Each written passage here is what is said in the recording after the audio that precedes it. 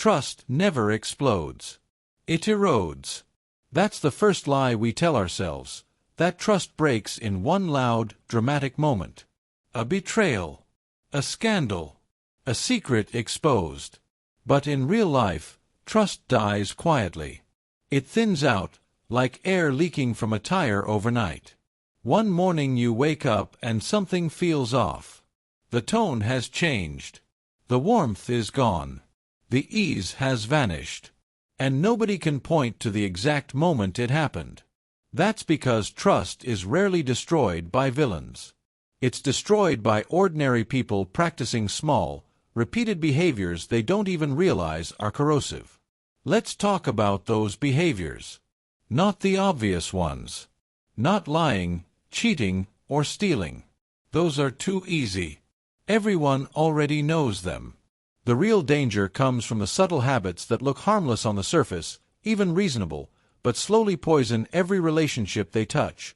Personal, professional, romantic, or social. The first behavior that destroys trust is selective transparency. This is when someone technically tells the truth, but never the whole truth. They share information strategically, revealing just enough to look honest while quietly managing perceptions. Nothing they say is false, yet everything feels incomplete. Over time, people around them start sensing that there's always something missing, some context conveniently left out, some detail delayed until it no longer matters. The damage here is psychological. People stop trusting not because they were lied to, but because they feel managed. And no one trusts someone who treats relationships like a PR campaign. Selective transparency teaches others that honesty is optional and timing is a weapon. Once people feel curated instead of respected, trust doesn't just weaken, it hardens into suspicion. The second behavior is emotional outsourcing. This one is surprisingly common and deeply destructive. It happens when someone consistently takes their emotional processing elsewhere instead of to the people directly involved. They vent to friends, colleagues, siblings, or social media, but never to the person who actually matters. On the surface, it looks harmless. After all, everyone needs to talk, right? But here's the problem. When people find out they were discussed instead of addressed, they feel exposed and bypassed. It creates a sense that intimacy has been rerouted. Trust depends on knowing that when something is wrong, you'll hear it directly, not through echoes. Emotional outsourcing breaks that promise quietly, teaching others that they are the last to know what affects them most. The third behavior is pattern inconsistency. This is not about occasional mistakes. It's about being unpredictably different versions of yourself depending on mood, audience, or advantage. Warm one day, distant the next. Supportive in private, dismissive in public. Decisive in one moment, evasive in the next. Humans can tolerate flaws, but they struggle deeply with unpredictability. Trust is built on pattern recognition. When people can't predict how you'll react, what you'll stand for, or which version of you will show up, their nervous system stays on alert. Over time, they stop leaning in.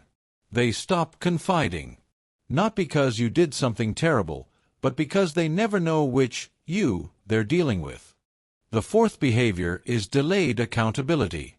This one masquerades as maturity. Instead of addressing mistakes immediately, the person waits. They hope things will blow over. They apologize weeks later, once emotions have cooled and consequences have passed. Technically, they do take responsibility, just not when it matters most. The message this sends is devastating. Accountability is negotiable and timing is self-serving. Trust thrives on immediacy. When someone owns their impact in real time, it signals safety. When accountability arrives late, it feels performative, like damage control rather than sincerity. People remember not just whether you apologized, but when. The fifth behavior is subtle scorekeeping. This is when someone keeps an invisible ledger of favors, sacrifices, and everything I've done for you.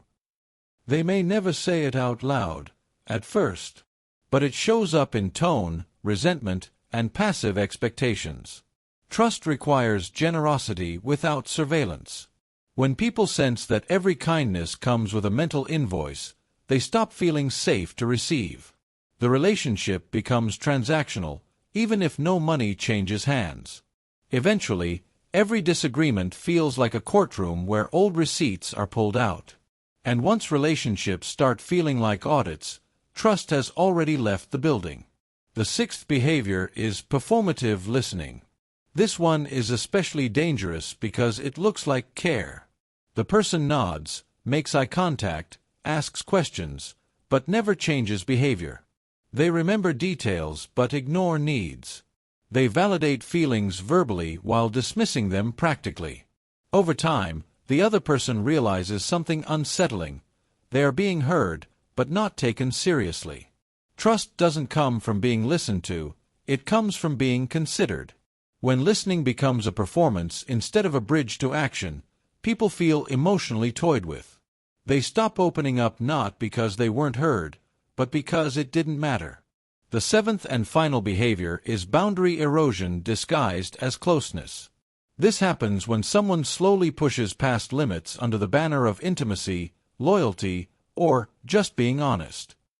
They share things that weren't theirs to share.